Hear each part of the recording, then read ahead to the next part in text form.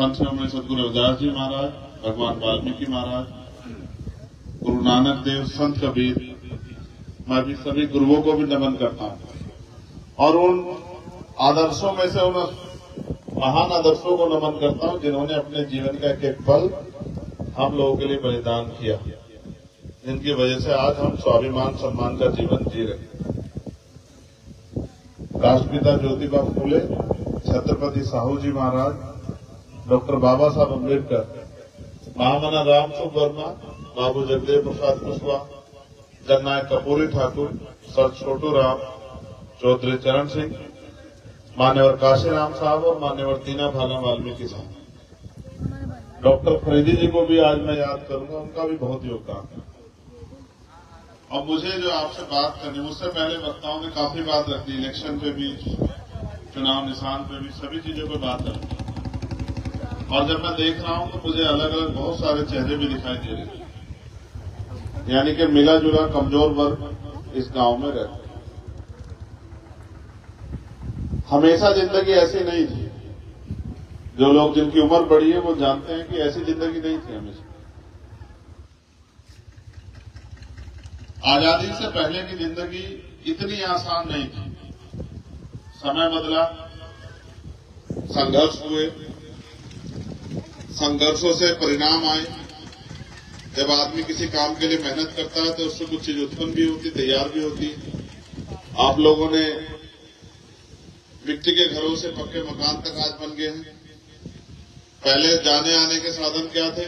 आज तो 4 पहियों की बहुत सारी गाड़ियां खड़ी है, 2 पहियों की भी है। पहले बैल बुकी होती थी या घोड़ा गाड़ी होती थी, बड़े लोगों के लिए रेलगाड़ी होती थी, और बहुत जो अमीर लोग होते थे उनमें भी 4 पहियों की गाड़ी होती थी, लेकिन वो हमारे गरीबों की पहुंच से बाहर थी। आज जो साधन संसाधन मिडिल क्लास के लोग भी यूज कर पा रहे, वो साधन संसाधन भी नहीं थी। ये सारी चीजें आसान कैसे बनी, इसके लिए एक लंबी प्रक्रिया है। देश अंग्रेजों की गुलामी से आजाद हुआ, जिनको जाति के आधार पर अपमानित किया गया, धर्म के आधार पर जिनको अपमानित किया गया, जिनके अधिकार छीने गए, बाबा साहब अम्बेडकर के संविधान ने उनको बराबरी का दर्जा दिया। और जुल्म, जाति और दादागिरी जो की जा रही थी उसके खिलाफ समता, समानता, बंधुत्व, भाईचारे का नारा देकर डॉक्टर बाबा साहब अम्बेडकर आगे बढ़े। अपनी जिंदगी में जो काम वो करना चाहते थे वो काम पूरा नहीं कर पाए, उनका जीवन समाप्त हुआ, वो चले गए। उस काम को उनके जाने के बाद पंजाब में जन्मे एक शख्स, जिनको बाद में हम मान्यवर काशीराम साहब के नाम से जानते हैं, जो वहां से पढ़कर पहले देहरादून में और फिर जिन्होंने बाद में पुणे में डीआरडीओ में साइंटिस्ट की नौकरी की, लेकिन एक बार बाबा साहब अम्बेडकर की किताब पढ़ के अपनी सारी सुख सुविधाएं छोड़ के, अपनी नौकरी को भी त्याग करके समाज का भला करने के लिए निकल गए। और जब तक वो जीवित रहे अपनी जिंदगी में जो कुछ भी कर सकते थे वो आपके लिए किया, आपके लिए किया, मेरे लिए किया, हर कमजोर के लिए किया, गरीब के लिए किया। जिन लोगों पे पहनने के लिए अच्छे कपड़े भी नहीं थे उनको भी ताकतवर बना के चले गए। जिनके पास जमीनें नहीं थी, ताकत आने पर उनको जमीनें दी, रोजगार दिया। जो जुल्म, जाति, अन्य अत्याचार करते थे, दादागिरी दिखाते थे, सत्ता में आकर उनको सबक भी सिखाया। लेकिन उनके जाने के बाद चीजें फिर वहीं ठंडी पड़ गई।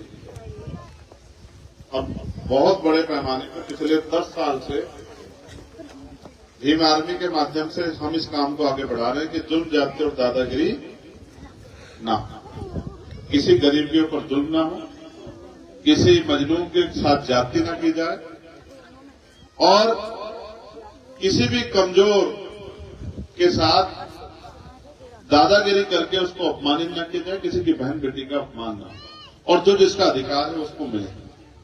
लेकिन लोकतंत्र में ये सारी शक्तियां राजनीति में नहीं होती। जिनका राज होता है उनके साथ कोई समस्या नहीं होती, और जिनका राज नहीं होता उनकी अपनी चीज पे भी दूसरे लोग कब्जा कर लेते हैं। आज इस देश में यही हो रहा है। मेहनत मजदूरी तो हमारे लोग भी करते हैं, खेतों में भी करते हैं, अपने खेत तो बहुत कम है लेकिन दूसरों खेतों में भी करते हैं, लेकिन शाम को इतना जुटा पाते जिनसे उनके बच्चों का पेट भर जाए, और धन्ना सेठ नहीं बन गए। और कुछ लोग ऐसे हैं जो बहुत कम काम करते हैं लेकिन सरकार उनकी मदद करती है, जैसे कोरोना काल में अडानी साहब तेजी से आगे बढ़ते रहे, देश गिरावट में जा रहा था, अडानी जी की संपत्ति लगातार बढ़ रही थी। तो इसका मतलब अगर सरकार आपकी नहीं है, ताकत आपके पास नहीं है, आपके पास नेता नहीं है, आपके पास दल नहीं है, तो आपका बल जो है वो कमजोर हो जाएगा। आप नगीना लोकसभा पे अगर बात करें तो पिछले 3 योजना में यहां से 3 सांसद जीते अलग अलग पार्टी। नगीना से पहले सांसद बने जसवीर सिंह, जो समाजवादी पार्टी से बने। जसवीर सिंह तो इतने गैर जिम्मेदार निकले कि जिस समुदाय में पैदा हुए उसी समुदाय के हितों को अपनी पार्टी के नेता के कहे पे कुचलने का काम किया। और जैसा हमारे नेता विवेक जी बता रहे थे कि राज्यसभा में जो आरक्षण प्रमोशन में इन रिजर्वेशन का बिल था, उसको उन्होंने कोई हिम्मत नहीं दिखा पाया, ऊंची जाति का कोई व्यक्ति हिम्मत नहीं दिखा पाया, उनके जरिए उस बिल को उड़वा दिया। और जो हमारे अधिकारी कर्मचारी प्रमोशन लेके आगे बढ़ रहे थे, उनके प्रमोशन का रास्ता रोक दो। प्रमोशन रुका, वो आपकी जिंदगी को इफेक्ट करता है। प्रमोशन रुका तो बैकलॉग नहीं आया, बैकलॉग नहीं आया तो नई नियुक्ति नहीं हुई। तो उनकी वजह से बहुत बड़ा नुकसान समाज में। दूसरे भाजपा के एमपी जीते, तब लहर चल रही थी मोदी जी की, उन्होंने बहुत बड़े बड़े नारे दिए, अच्छे दिन आएंगे, अच्छे दिन आएंगे। वो भी जीते बेचारे, बहुत अच्छे आदमी है, सज्जन, लेकिन वो जिस पार्टी में थे उस पार्टी के जरिए कोई किसी का भला नहीं कर सकता, क्योंकि वो पार्टी तो पूंजीपतियों की पार्टी, पैसे वालों की पार्टी, वो गरीबों की पार्टी नहीं है। गरीबों को तो वो राशन देके उनका शासन की जो ताकत है वो छीनना चाहती है, तो उनसे कोई उम्मीद नहीं की जा सकती है बेचारों से। अब तीसरे आपने बनाए गठबंधन के एमपी। अब उन्होंने बेचारों ने कितने मदद की, कितना काम किया, कितनी आपकी लड़ाई लड़ी, कितने आपके बच्चों के लिए स्कूल खोले, कितने अच्छे हॉस्पिटल बनाए, कितने रोजगार के साधन करे, कितनी फैक्ट्रियां लगाई, कितने किसान को फसल के दाम दिलाए, जिनमें जमीनें थी उनको कितनी जमीनें दिलाई, उन्होंने क्या क्या किया, ये आपके सामने, सबका रिपोर्ट कार्ड आपके सामने। पिछले लंबे समय बाद मेरी समझ में बात आई कि जब तक हम पे संवैधानिक ताकत नहीं आएगी, तब तक हम जो भला करना चाहते हैं उसको हम नहीं करते। जिस दिन ये बात हमारी समझ में आई, उस दिन से हम लोग इस बात के लिए निकले कि हम देश में इस बार लोकसभा का चुनाव लड़ेंगे। तो बिजनौर के साथियों ने कहा कि भैया हम ये चाहते हैं कि आप हमारे यहाँ से आके चुनाव लड़ो, क्योंकि नगीना सीट एक ऐसी सीट है जिसने देश को बड़े बड़े नेता दिए, देश के बड़े बड़े नेता आके यहाँ लड़ते हैं और यहाँ से ताकत ले जाके, लेकिन हमारे लिए कोई कुछ करता नहीं है। वो तो ताकतवर हो जाते हैं लेकिन हमारे तरफ पीछे पलट के देखते नहीं। तो हमें आपसे उम्मीद है कि अगर आप यहाँ से आगे बढ़ोगे तो फिर आप हमारी लड़ाई लड़ने में हमारी मदद करोगे, जैसे आपने हमारी लड़ाई अभी तक लड़ी। फिर पार्टी ने बैठकर तय की कि नगीना लोकसभा एक ऐसी लोकसभा है जिसका इतिहास बड़ा मजबूत है, वहां के लोग भी बड़े स्वाभिमानी है, तो नगीना चुनाव लड़ा जाए। जब हमने तय कर लिया तो फिर हम पिछले 1 साल से मैदान में लगातार लोगों के बीच में जाते हैं, लोगों की लड़ाई लड़ते हैं, उनकी मदद करते हैं, लोगों को समझाते हैं कि ये वोट का अधिकार आपको सिर्फ राशन के लिए नहीं मिला, ये वोट का अधिकार आपको ना ये बिकने के लिए नहीं मिला, वोट का अधिकार आपको गुलामी से मुक्ति के लिए मिला, वोट का अधिकार आपको तरक्की के लिए मिला है, वोट का अधिकार आपको राज करने के लिए मिला है। और अगर आप इस वोट के अधिकार पर भी राज नहीं करोगे तो सोचो, राजतंत्र में तो राज बदलने के लिए तलवारें चलती थी, भाले चलते थे, बंदूक चलती थी, हजारों हजार लोग मरते थे। अब तो बाबा साहब अम्बेडकर ने अपने 33 बच्चे कुर्बान करके हमारे अंगूठे में इतनी ताकत दे दी कि हम चाहें तो अपना राज एक झटके में लिया, लेकिन हम उस बात को समझ नहीं पाए। तो नुकसान किसका हो रहा है? जिस वोट से आप ताकतवर बन सकते हो, उस वोट को लेकर आप ये सोचते हो कि यार आप भागे गए, ये तो आदमी हमारी बस्ती में भी नहीं आता, हमारे दुख सुख भी नहीं जानता। इसलिए भीम आर्मी के माध्यम से हमने वो लड़ाई तो लड़ी, लेकिन अब लड़ाई हो गई है, क्योंकि आज देश जिस हालात में, संविधान भी खतरे में, ये भी नहीं पता 24 के बाद चुनाव होगा नहीं होगा। कांग्रेस पार्टी के बड़े नेता ने कहा अभी खड़गे जी ने कि भाई हो सकता है 24 के बाद चुनाव ना हो। तो सवाल ये है कि अगर चुनाव नहीं होगा तो आपकी बस्तियों में कोई वोट मांगने भी नहीं आएगा। वोट मांगने नहीं आएगा तो चाहे आप भूखे पड़ो या सूखे पड़ो, आपके यहाँ पानी 5-5 फीट चढ़ जाए या आपके घरों पे छत भी ना हो, किसी को फर्क पड़ता है क्या? मरना कोई नहीं आने वाला। हाँ, तो आपको भी अपने बारे में सोचना चाहिए। कभी आप किसी को जिताते हो, कभी किसी को जिताते हो, आप भी जीतते हो क्या? पिछले इतने साल की जिंदगी में आप जीते क्या?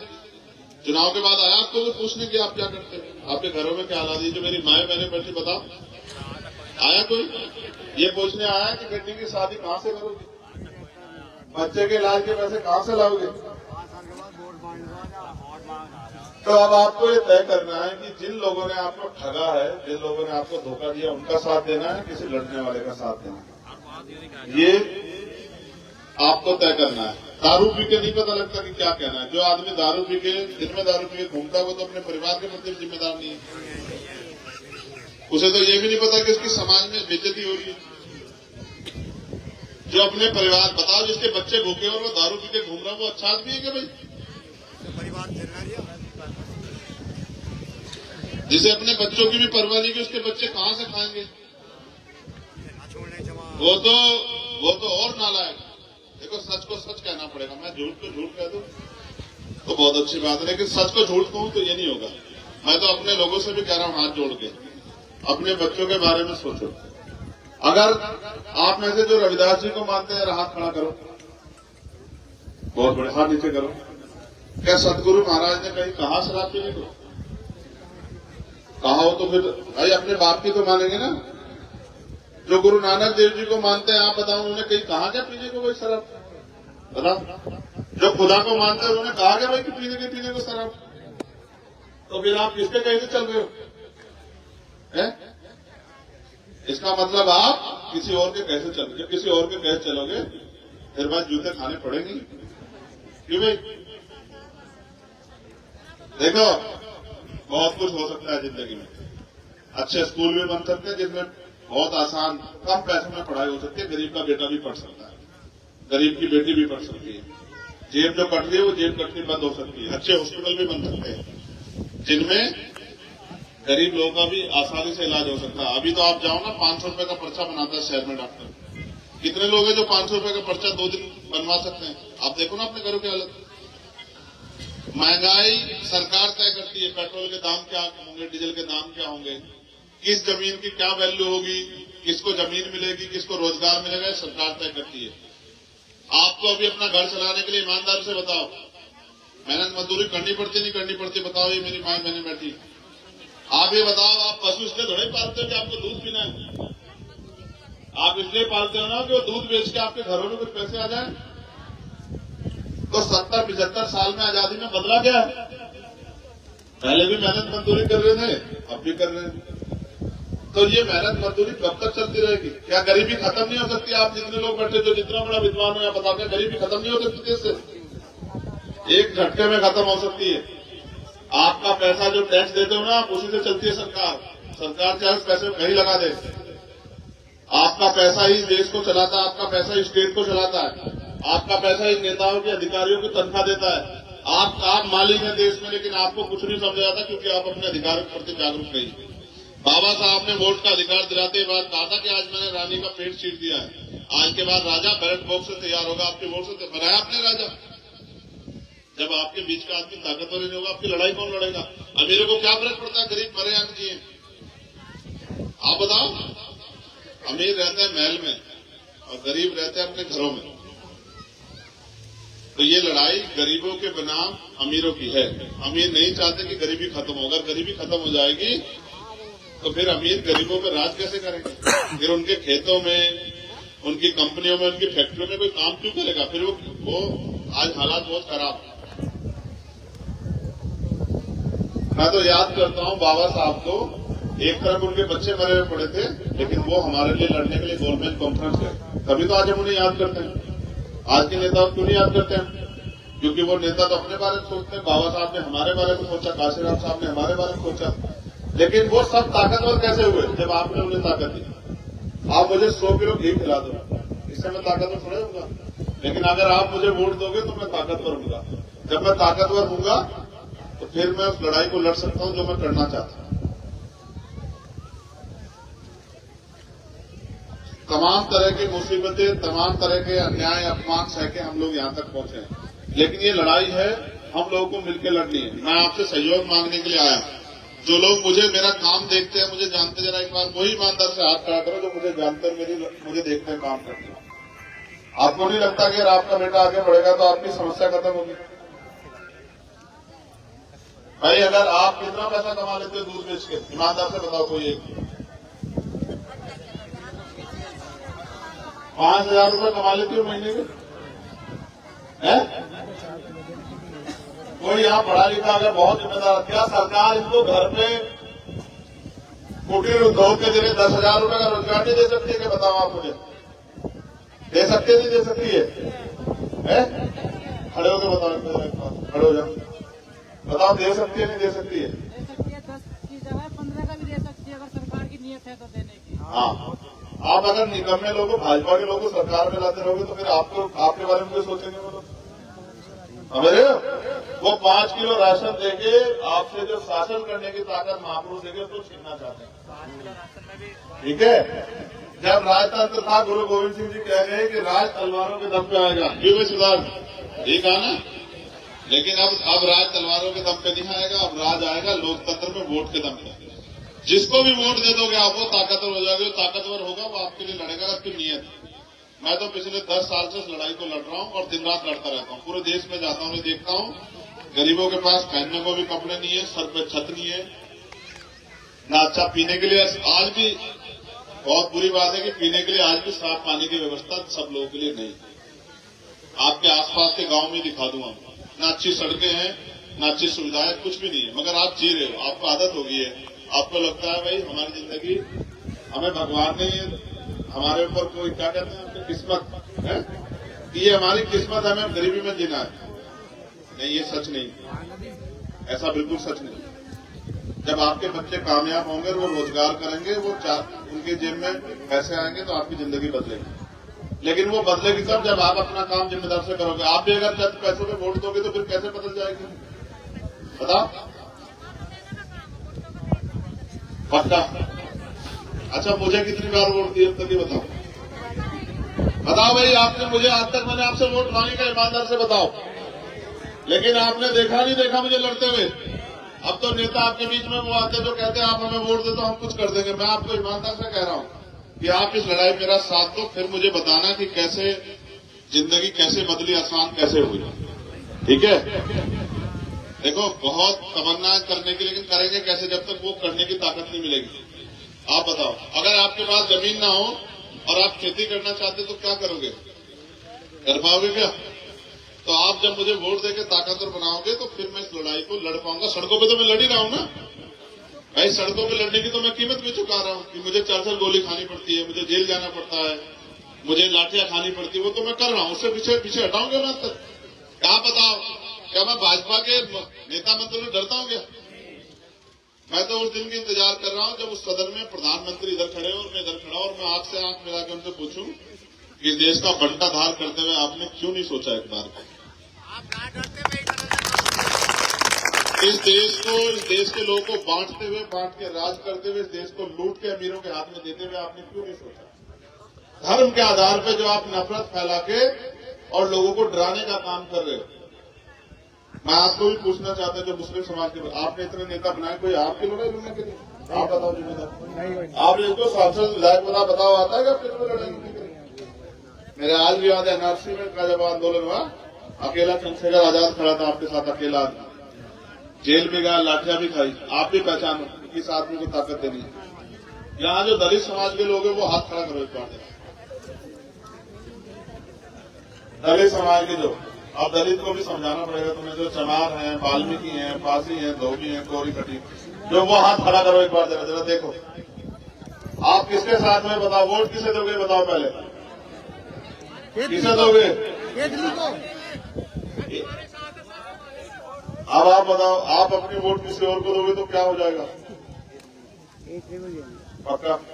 ऐसा तो नहीं किसी की बातें मान जाओ। भाई पिछली बार भी तो आपने जिताया ना, उसने कुछ किया क्या? नहीं किया। तो ये भी साथ है, आप भी साथ हो, तो कौन आगे बढ़ेगा यहाँ से? तो जब आप आगे बढ़ोगे तो फिर आपके जीवन में कुछ बदलेगा नहीं बदलेगा? आप मदद करोगे नहीं करोगे? बताओ पहले ना। ईमानदारी से मैं मानूंगा नहीं। दोनों एक हाथ जो उठाएगा वो आधी ईमानदारी है, तो दोनों हाथ उठाएगा उसकी पूरी भी ईमानदारी मानेगा। नहीं तो उठा के रखेगा उसी की बात मानी जाएगी। जो 1 मिनट नहीं उठा सकता उसको भी मारूंगा मैं बिल्कुल। मैं तो मान लूंगा वो लड़ाई लड़ ही नहीं पाएगा। अब मैं देख रहा हूँ उठा किसने रखते, पूरे 1 मिनट इंतजार करूंगा मैं, 1 मिनट से कम नहीं मानूंगा। जैसे वो हरी चुन्नी वाली जो हमारी माँ है वो नहीं उठा रही, और बहनों का फर्ज है जो हमारे साथ में उसको समझा के साथ करे। चलो मान गए तुम्हें अच्छा लगता है। तुम बताओ मेरे नौजवान भाइयों किसका साथ दोगे? अपने भाई का साथ दोगे नहीं दोगे? हाथ खड़े करो जो साथ में। जो हमारे पिछड़े वर्ग के भाई उनसे पूछना चाहता हूँ, 52% आरक्षण 52% लोगों को तभी मिलेगा ना जब चंद्रशेखर आजाद आगे बढ़ेगा। अब वालों ने दिया है क्या अभी तक? अभी तक 69,000 शिक्षक भर्ती में आपकी 20,000 पद खा गए। नहीं गया लड़ने के लिए 4 दिन वहां भारत में लेकर आ लड़ता रहा, तब जाकर 68 नियुक्तियां दी। फिर मुख्यमंत्री डकार के उनको भी, क्योंकि चोरों की सरकार है। अगर अपने बच्चों के अधिकार बचाने और देश में स्वाभिमान सम्मान के जीवन चाहिए तो फिर लड़ना सीखो, और अगर नहीं लड़ सकते हो तो फिर आप में और जानवर में कोई फर्क नहीं बचेगा। समझ रहे हो? क्या हम इस देश में गुलाम हैं? क्या हम गुलामी का जीवन जीना चाहते हैं? क्या हम हिम्मत वाले लोग नहीं हैं? तो फिर हम भी अपना राज स्थापित कर सकते हैं। पहली चोट हम सरकार को ये देंगे कि हम नगीना से पैसे वालों को नकार के अपने भाई को आगे बढ़ा के भेजोगे नहीं भेजोगे? बताओ ना, ऐसे नहीं मानता। जोर से बताओ, भेजोगे नहीं भेजोगे? अच्छा बताओ, आपका चुनाव निशान क्या? पिछले वाले में जरूर चले जाओगे, नाम तो जैसा था। पिछले वाले को तो अभी देख लिया ना आपने, आया वो दोबारा आपके यहाँ? मैं उठा के दे रहा। ये है आपका चुनाव निशान। क्या? अगर आप इसे वोट दोगे केजरी को तो कौन ताकतवर होगा? हाँ, हम ही होंगे। ठीक है। अब आखिरी बात, ये आपको अलादीन के चिराग जैसा नहीं लगता? देखा है? हमारी बहनों टीवी में देखा वो ऐसा ही होता था अलादीन का चिराग। और जब उस चिराग को घिसते थे कौन निकलता था उसमें से? और वो क्या कहता था? क्या कहता है वो कहता है क्या हुक्म है मेरे? लोकतंत्र में बाबा साहब आपको आका ही बना के गए, आपको मालिक ही बना गए। आप चाहो तो मिट्टी के आदमी को ताकतवर बना दो, और आप चाहो तो किसी भी ताकतवर को जमीन पे पटक दो। ठीक है, लोकतंत्र में बाबा साहब आपको आका ही बना गए, आप भूल गए हो बस। ठीक है, आपको लगता है कि अमीर आपकी लड़ाई अच्छी लड़ सकते हैं, गरीब नहीं लड़ सकता। एक आखिरी बात ये रह गई है, अब इसको इधर से भी देखो।